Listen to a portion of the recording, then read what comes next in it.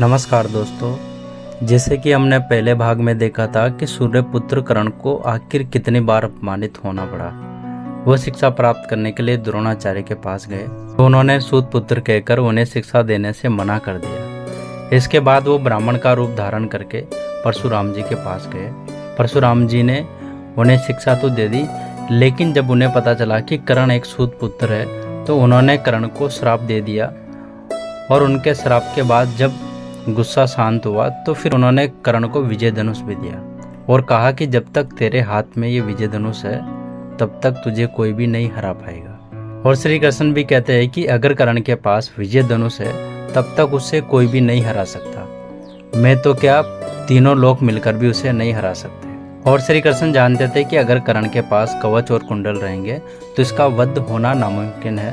तो भगवान श्री कृष्ण इंद्र को बोलकर उसके कवच और कुंडल छीन लेते हैं और उसके बदले में जो इंद्र से कर्ण को वासवी शक्ति देते हैं तो उस वासवी शक्ति को कर्ण घटोत्कच के ऊपर खत्म कर देते हैं। तो दोस्तों अब आगे की कहानी पर आते हैं। तो दोस्तों अब भाग 2 शुरू करते हैं। दोस्तों सूर्य देव के आशीर्वाद से कर्ण का जन्म दिव्य कवच और कुंडलों के साथ हुआ था।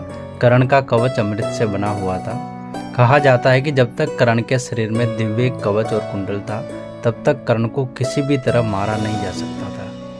इसलिए देवराज इंद्र एक ब्राह्मण के भेष में आकर कर्ण का कवच और कुंडल मांग लिए और दानवीर कर्ण बिना कोई सोच विचार किए उन्होंने अपना कवच दान दे दिया था।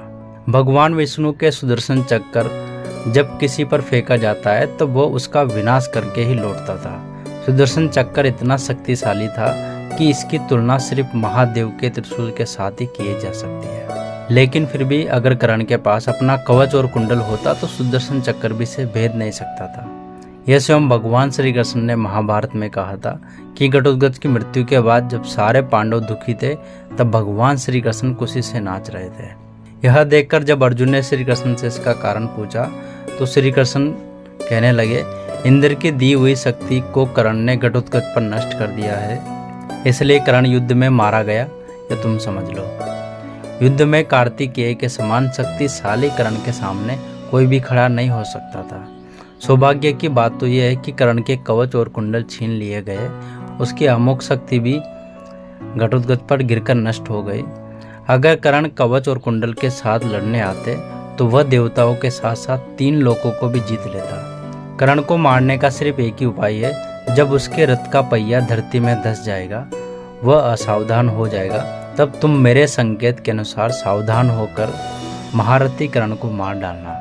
अगर कर्ण युद्ध में शस्त्र उठा लेगा तो वज्रधारी इंद्र भी कर्ण को नहीं मार पाएंगे। दोस्तों भगवान श्री कृष्ण की इन बातों से तो साबित यही होता है कि अगर कर्ण के पास कवच और कुंडल होता तो श्री कृष्ण के सुदर्शन चक्र भी से नहीं भेद सकता था। अब कुछ लोगों के मन में यह सवाल आ सकता है कि श्री कृष्ण तो परमात्मा थे, तो उनके सुदर्शन चक्र क्यों कर्ण के कवच को नहीं भेद सकता था। इसे समझाने के लिए आप लोगों को मैं एक कहानी सुनाता हूँ। तो दोस्तों आपको ये कहानी मैं अगले भाग में बताऊंगा।